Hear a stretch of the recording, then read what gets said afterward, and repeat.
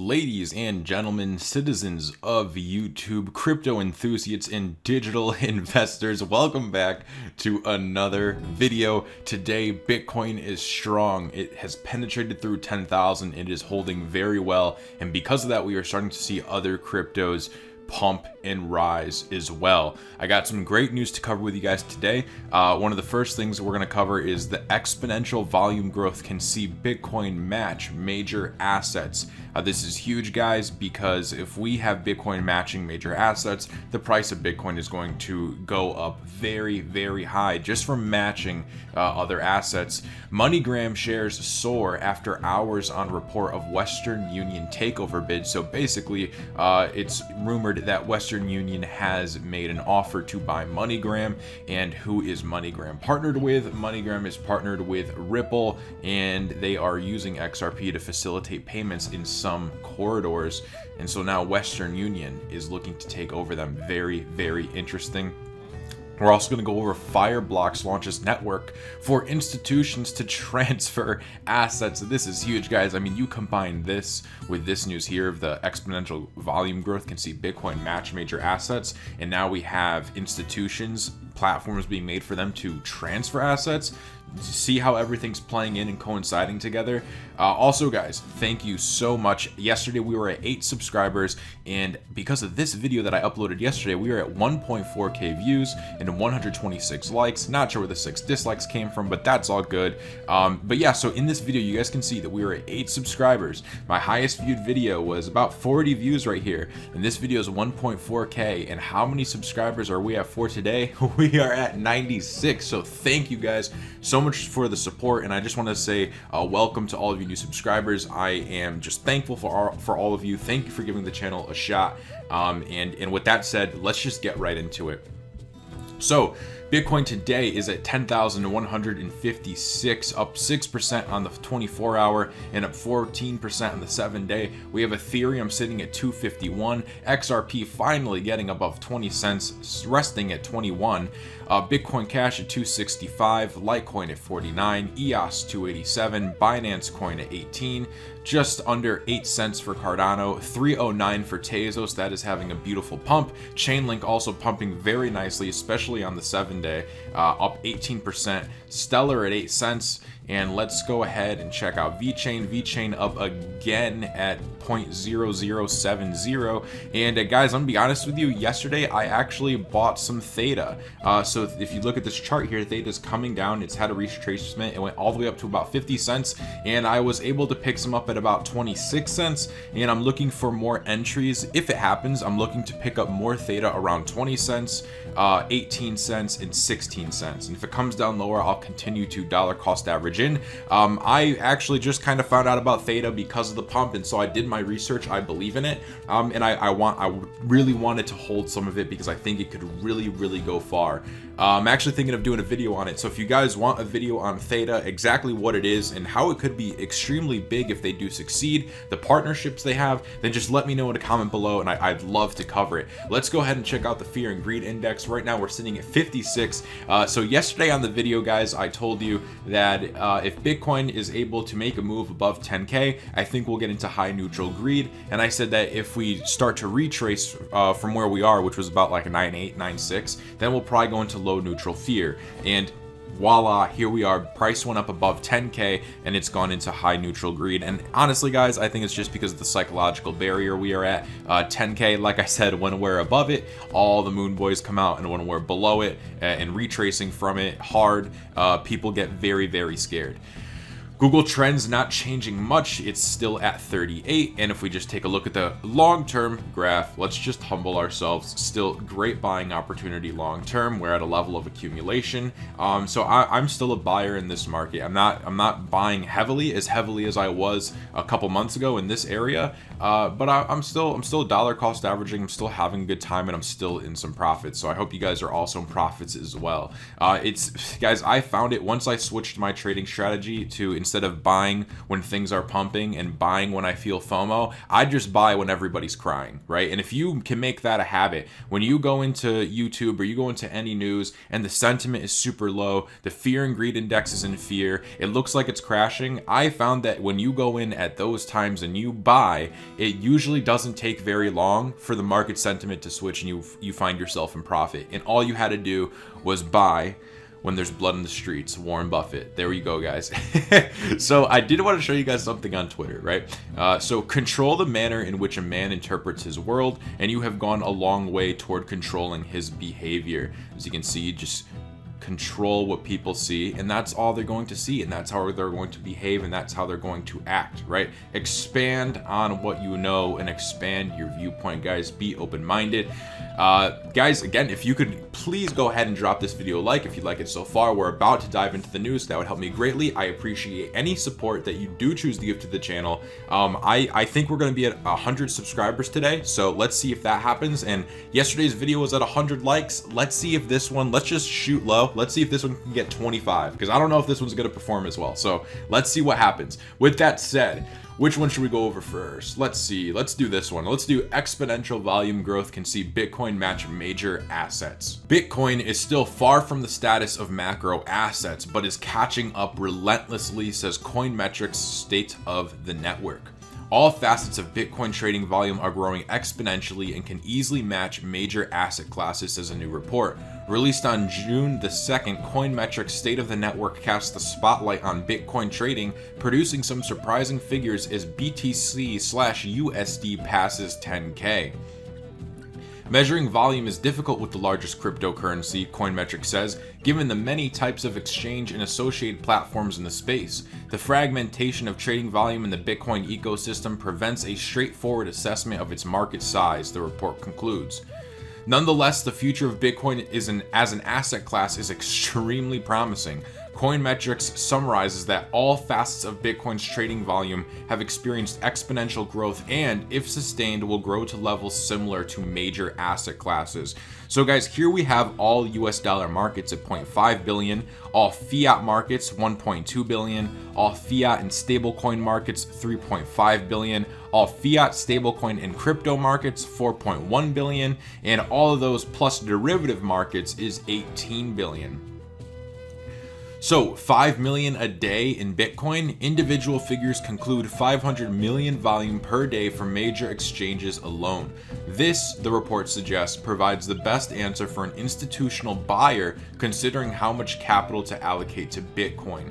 For a buy-side institution interested in deploying fresh capital into the space, the trading volume of Bitcoin spot markets quoted in US dollars of 0.5 billion per day from major exchanges is perhaps the most relevant, it states.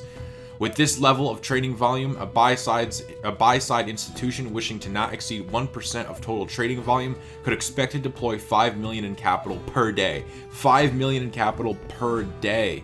That's insane, guys. This is major money per day. Existing institutional services such as Bitcoin futures and options continue to see new records in terms of both volume and open interest. Futures leading other price indicators is further a key sign to watch for in the short term. Insane, guys. I like it. This is awesome. This is really good news. Bitcoin matching major asset classes. I think we are personally going to see Bitcoin exceed major asset classes as this thing grows. I'm not saying this month, I'm not saying next month, I'm not even saying next year, but it just makes sense that Bitcoin is eventually going to surpass a lot of asset classes, especially because it's not limited to one area, to one country, to one village, to one city. Bitcoin is a global thing where all you have to do is be a human and you can participate in arguably one of the greatest forms of money that has ever been created. Moneygram shares soar after hours on report of Western Union takeover bid. Shares of Moneygram International, MGI, soared 36% in after hours trading Monday after a report that Western Union was looking to acquire it. Bloomberg News reported the potential takeover, which was said to be still under discussion. No purchase price was reported, so it's still under discussion, and we don't have the exact number. Like, we don't know, did they offer them 10 million? Did they offer them 100 million? We don't know. A deal would combine two of the biggest money transfer services in the US. Moneygram shares ended the extended session up 32% at $3.41 a share after peaking as high as 74%. The company has a market cap of $176.5 million. As of the end of trading Monday, Moneygram stock has risen 23% year to date and 86% over the past 12 months. Western Union shares rose more than 6% after hours, but are down 23% in 2020. That's funny. That's funny. Because if they do acquire it, their stock price is probably going to continue to go up. But obviously, they're in the decline. Guys, listen. MoneyGram has the partnerships with Ripple. MoneyGram is going to be using XRP. They're already using XRP in corridors. Now, is Western Union doing that? No. And Western Union is a bigger company than MoneyGram. And why would Western Union want to acquire MoneyGram? Maybe so that they can acquire that Ripple partnership. Maybe so they don't get left behind. Maybe so that MoneyGram doesn't overtake them. Sometimes the mentality, guys, is, hey, if you can't beat them, join them, right? So a lot of times a big business, they'll see an upcoming business, something that's on track for some serious growth, and they're going to try to scoop it up for a big price, you know, before they can come in and really compete on a massive level. Big companies today, that's what they want to do. They want to have as little competition as possible, so they buy up a lot of small companies. It's honestly, at the end of the day, it's a really good strategy. Now let's go here. Fireblocks launches network for institutions to transfer assets. Fireblocks builds on its multi-party computational technology to create a secure asset transfer network, allowing institutions to quickly and securely find, connect, and transact. Over 55 institutions and 26 exchanges are active on the network at launch, including liquidity providers, exchanges, brokers, market makers, and custodians. For over a year now, Fireblocks has been employing multi-party computation, or MPC tech, in its secure asset transfer environment, providing institutional clients with the tools to move digital assets between exchanges, wallets, and counterparties.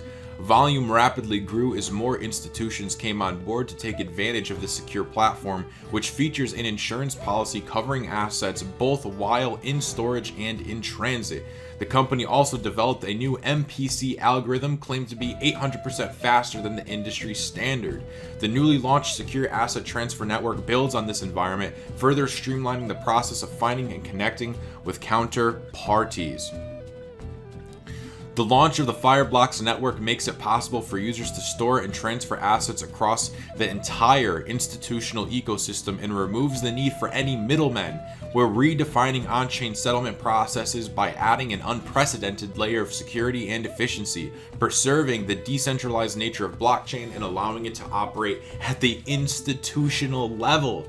That is insane. So we're going to, basically what this is trying to say is you're preserving blockchain, right? Preserving decentralization at the same time getting that institutional big money into crypto while being decentralized. I think the crypto assets and crypto prices are going to go up, and you're still going to be able to have some privacy like that, right? This is going to be something that, you know, unless we all decide to go and go under JPM token, I don't know. I mean, it looks like the banks might be the ones who have to adapt, right?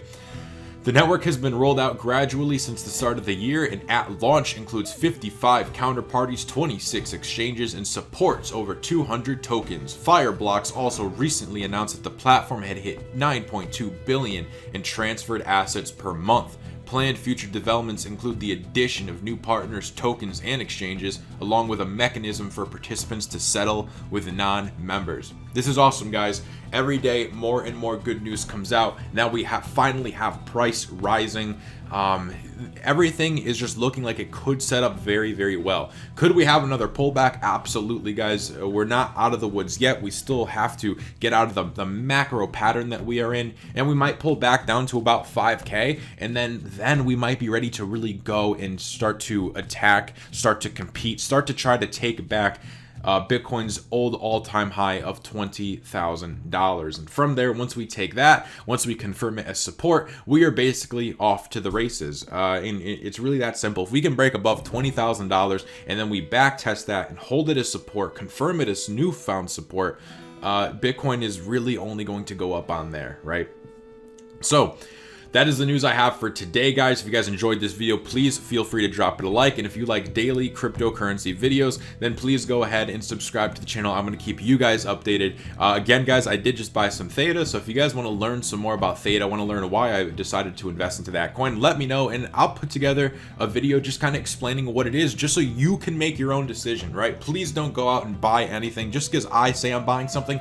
I just want to be transparent, right? I want you guys to know that I'm making videos on digital assets. I own digital assets, but I'm not here to shill you. I'm just here to help educate you, because I made a lot of fuck ups when I first started. I made a lot of mistakes, and I wish someone was there to just kind of show me what a shit coin isn't, right? In this space, there's a lot of BS. There's a lot of influencers that get paid to promote shit tokens, and they don't care. They just promote these tokens because they're getting paid. And on this channel, I don't want to ever have to resort to making my income by making content about a coin that I know in the end isn't going to work out.